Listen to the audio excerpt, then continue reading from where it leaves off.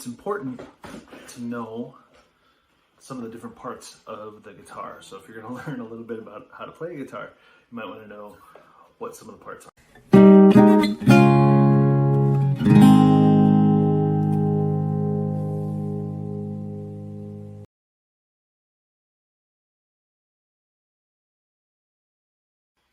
Hey everybody, Nick Venturella here. This is a series called Basic Guitar Lessons for Songwriters. So the idea is to help lyricists and people who write songs but aren't necessarily involved in playing an instrument as much to learn the basics on guitar, to learn enough chords and melody to help realize your lyrical melodies and your lyrical songs into more full-blown songs that you can maybe present to a band, or if you are in the pursuit of becoming a songwriter professionally and you want to shop your songs to publishers and things, to have artists perform them.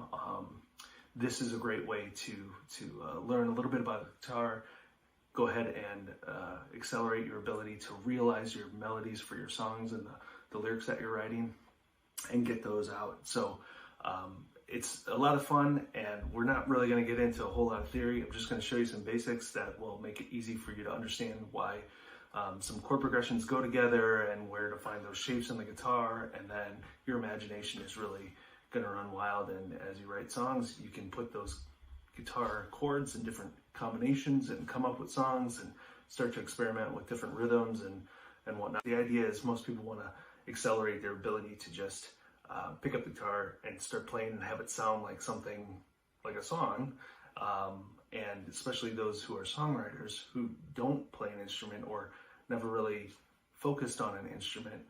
It can be a great way to help have a vehicle to get those songs in a melodic format out as you're trying to write lyrics and things like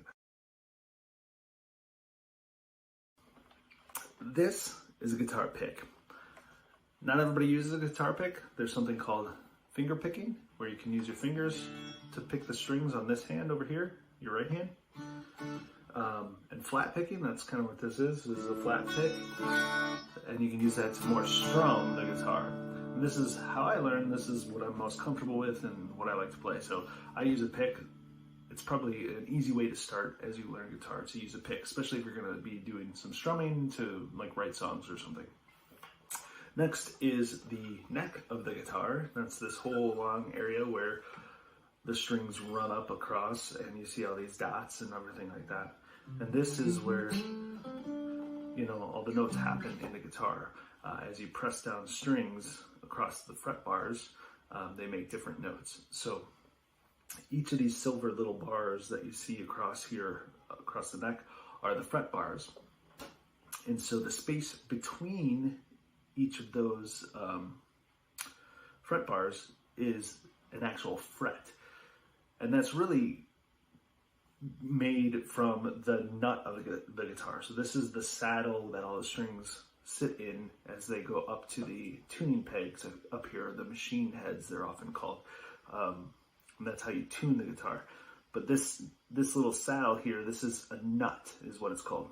And so from the space from the nut to the first fret, to the first fret bar, is fret number 1.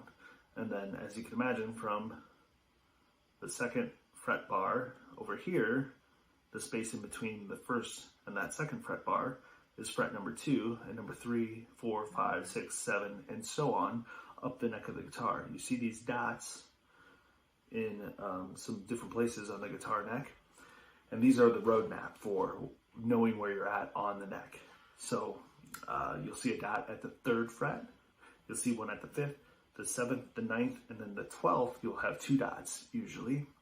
And there are more beyond that, but if you're on an acoustic guitar especially, and for the purposes of what we're doing here, we probably won't go much past the 12th fret there. And I don't know if you can see it, but on a lot of guitars too, they have those dot markings on the side. So when you're playing, you can see them from this angle up here. So not all guitars do that, but most do, most modern guitars at least. So, and then up here, the tuning pegs, as we said, so you tighten or loosen the strings when you're tuning them to get into the right notes. And that's important. We'll talk a little bit about tuning in just a bit. And yeah, I think that's about it for now, and that you need to know to get playing. All right, thanks.